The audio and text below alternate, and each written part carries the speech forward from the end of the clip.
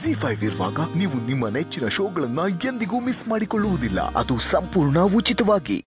ನಿಮ್ಗೆ ಎಷ್ಟು ನೋವಾಗಿದೆ, ಎಷ್ಟು ಆಘಾತ ಆಗಿದೆ ಅಂತ ನಂಗೆ ಚೆನ್ನಾಗಿ ಗೊತ್ತು. ಅಂತರಕ್ಕ ಈ ಥರ ಮಾತಾಡೋದನ್ನ ನಾನು ತಡೆಯೋಕ್ಕೆ ತುಂಬ ಪ್ರಯತ್ನ ಪಟ್ಟೆ, ಆದರೆ ಆಗಲಿಲ್ಲ. ಆದರೆ ಇಷ್ಟು ದಿನ ಬರ್ದೇ ಇರೋ ಪ್ರಶ್ನೆ ಈಗ ಯಾಕೆ ಬಂತು ಅಂತ ನಂಗೆ ನಿಜವಾಗ್ಲೂ ಗೊತ್ತಿಲ್ಲ. ಪ್ಲೀಸ್ ನೀವು ನನ್ನ ಬಗ್ಗೆ ತಪ್ಪು ತಿಳ್ಕೊಬೇಡಿ. ಇಲ್ಲ, ನಿನ್ನನ್ನು ತಪ್ಪು ತಿಳ್ಕೊಳ್ಳೋಷ್ಟು ದೂರದವನು ನಾನಲ್ಲ. ನನಗೂ ಮನಸ್ಸಿದೆ, ನಾನು ನೋವು ಅನುಭವಿಸ್ತಾ ಇದ್ದೀನಿ. ನನ್ನ ಅಂತರನ ಒಂದು ಮಾಡೋದಕ್ಕೆ ನೀನು ಎಷ್ಟು ಕಷ್ಟಪಡ್ತಿದ್ಯಾ ಅಂತ ನಾನು ನೋಡಿಲ್ಲ ಅಂದ್ಕೊಂಡಿದ್ಯಾ? ಅಂತರ ಇವತ್ತು ಇಷ್ಟು ರಿಲ್ಯಾಕ್ಸ್ಡಾಗಿ ಈ ಮನೆಗೆ ಅಡ್ಜಸ್ಟ್ ಆಗಿದ್ದಾಳೆ ಅಂದರೆ ಅದಕ್ಕೆ ಕಾರಣ ನೀನು ಲೀಲಾ, ನಾವ್ಯಾರೂ ಅಲ್ಲ. ಬಟ್ ಇವತ್ತು ಅಂತರ ಆಡಿದ ಮಾತು ಕೇಳಿ ನನಗೆ ಆಶ್ಚರ್ಯ ಆಗೋಯ್ತು. ಬಟ್ ನನಗೆ ಅಂತರನ ಕಳ್ಕೊಳ್ಳೋಕೆ ಇಷ್ಟ ಇಲ್ಲ ಲೀಲಾ. ವಿಷಯ ಹೇಳಲಿಲ್ಲ ಅಂದರೆ ಅಂತರ ಮನೆ ಬಿಟ್ಟು ಹೋಗ್ತೀನಿ ಅಂತ ಹೇಳ್ತಾ ಇದ್ದಾಳೆ. ನಾನು ಇಷ್ಟು ವರ್ಷ ಕಾದು ಈಗ ಸಿಕ್ಕಿರೋ ಅಂತರನ ಕಳ್ಕೊಂಡ್ರೆ ಅರ್ಥನೇ ಇಲ್ಲ. ಇಲ್ಲ ಲೀಲಾ, ಅಂತರನ ಕಳ್ಕೊಳ್ಳೋಕ್ಕೆ ನಾನು ಇಷ್ಟ ಇಲ್ಲ. ಎಲ್ಲರೂ ಅರ್ಧ ಹೇಳಿರೋಂಥ ಸತ್ಯನ ನಾನೇ ಹೋಗಿ ಮಾತಾಡ್ತೀನಿ, ಹೇಳ್ತೀನಿ, ನನ್ನ ತಪ್ಪುಗಳನ್ನೆಲ್ಲ ಹೇಳ್ಕೊತೀನಿ. ಏನು ಹೇಳ್ತಿದ್ದೀರಾ ನೀವು? ನಾನು ಇಷ್ಟೆಲ್ಲ ಮಾಡಿದ್ನ ಒಂದೇ ಸತಿ ನಾಶ ಮಾಡಬೇಕು ಅಂತ ಇದ್ದೀರಾ? ಪ್ಲೀಸ್ ನೀವು ಅಕ್ಕನ ಹತ್ರ ಏನೂ ಹೇಳಬೇಡಿ. ನಾನಿದ್ದೀನಲ್ಲ, ನಾನು ಮಾತಾಡ್ತೀನಿ. ನಿಮ್ಮಿಬ್ರು ಸಂಬಂಧ ನಾಶ ಆಗಕ್ಕೆ ನಾನು ಬಿಡಲ್ಲ. ಯಾವಾಗ ನೋಡಿದ್ರು ನಾನು ತಪ್ಪು ಮಾಡಿದ್ದೀನಿ ಅಂತ ಹೇಳ್ತಿರ್ತೀರಲ್ಲ, ಯಾವ ತಪ್ಪು ಮಾಡಿದ್ದೀರಾ ನೀವು? ನನಗಂತೂ ಯಾವ ತಪ್ಪು ಕಾಣಿಸ್ತಿಲ್ಲ. ಪಕ್ಕದ ಮನೆಯಲ್ಲಿ ಒಂದು ಫ್ಯಾಮಿಲಿ ಇದೆ. ಗಂಡ ಅವ್ರ ಹೆಂಡತಿನ ತುಂಬ ಕೀಳಾಗಿ ನೋಡ್ತಾನೆ. ಲಕ್ಷಣವಾಗಿ ಮನೇಲಿ ಹೆಂಡತಿ ಇದ್ರು ಆಫೀಸಲ್ಲಿ ಇನ್ನೊಂದು ಸಂಬಂಧ ಇಟ್ಕೊಂಡಿದ್ದಾನೆ. ಸಾಲದು ಅಂತ ಅವಳನ್ನ ಮನೆಗೆ ಬೇರೆ ಕರ್ಕೊಂಡು ಬರ್ತಾನೆ. ಇಂಥ ಕೀಳಾಗಿರೋ ತಪ್ಪು ನೀವೇನಾದ್ರೂ ಮಾಡಿದ್ದೀರಾ? ಇಲ್ಲ ತಾನೆ?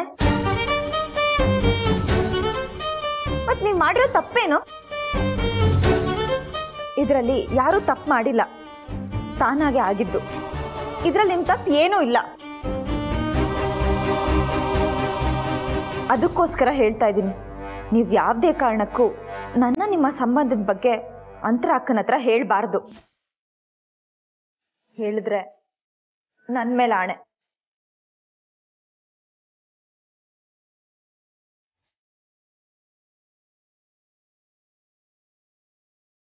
ಮಿಕ್ಕಿದ್ದೆಲ್ಲ ನಾನು ನೋಡ್ಕೋತೀನಿ, ನೀವು ಚಿಂತೆ ಮಾಡಬೇಡಿ. ಅಂತರ ಅಕ್ಕ ಮನೇಲಿರೋ ಹಾಗೆ ನಾನು ಮಾಡ್ತೀನಿ. ನನ್ನ ಮಾತು ನಂಬಿ.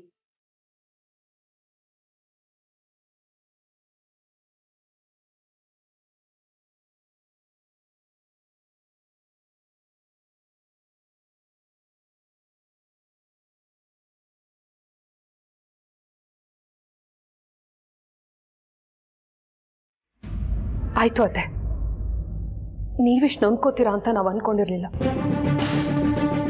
ನಮ್ಮಿಂದನೇ ಈ ವಿಷಯ ಶುರುವಾಗಿದ್ದು. ದಯವಿಟ್ಟು ನಮ್ಮನ್ನ ಕ್ಷಮಿಸ್ಬಿಡಿ. ನನಗೆ ಕ್ಷಮೆ ಬೇಕಾಗಿಲ್ಲ ದುರ್ಗಾ.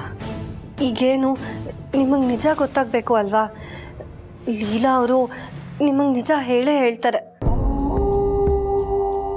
ಲೀಲಾ ಅವ್ರ ಮನ್ಸು ಎಂಥದ್ದು ಅಂತ ನಿಮಗೆ ಗೊತ್ತಿದೆ. ಅವ್ರು ಎಷ್ಟು ನಿಸ್ವಾರ್ಥಿ, ಬೇರೆಯವ್ರಿಗೆ ನೋವು ಕೊಡದೇ ಇರೋಂಥ ವ್ಯಕ್ತಿ ಅನ್ನೋದು ನಿಮಗೀಗ ಅರ್ಥ ಆಗಿದೆ. ಅವ್ರು ಹೇಳೋ ವಿಷಯ ನಾಳೆ ನಿಮಗೆ ಗೊತ್ತಾಗುತ್ತೆ. ಆದರೆ ನಿಮ್ಮ ಸೊಸೆರಾಗಿ ನಿಮ್ಮ ಹತ್ರ ಹೇಳಬೇಕಾಗಿರೋ ವಿಷಯ ಇನ್ನೊಂದಿದೆ.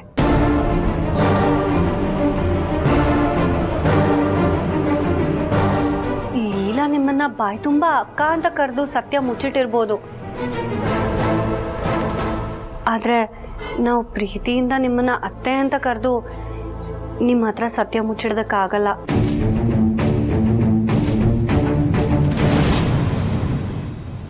ನಮಗೆ ಗೊತ್ತಿರೋದನ್ನ ಹೇಳ್ತೀವಿ. ಲೀಲಾ ಅವ್ರ ಜೀವನದಲ್ಲಿ ತುಂಬ ದೊಡ್ಡ ಗಾಯ ಆಗಿದೆ. ಆ ಗಾಯನೇ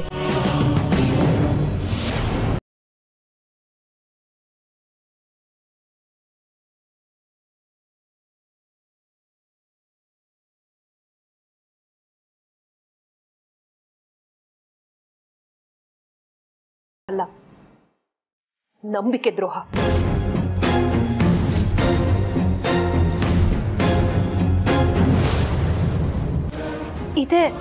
ಇದೇ ಕಾರಣಕ್ಕೇನೆ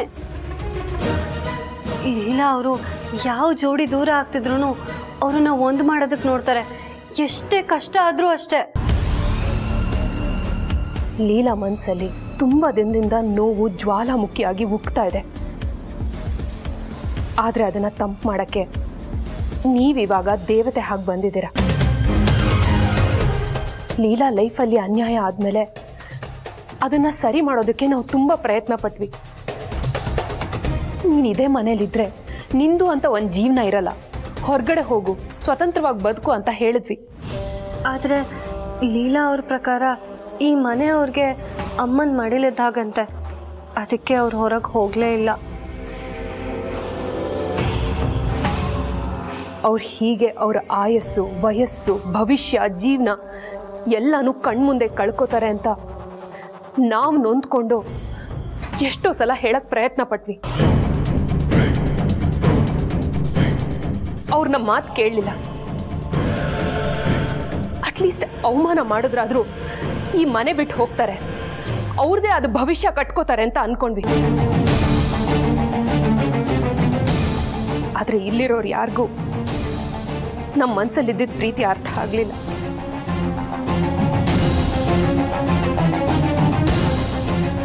ಈಗ ನೀವು ಬಂದಿದ್ದೀರಾ. ಲೀಲಾ ಪಾಲ್ಗೆ ನೀವೇ ದೇವರು.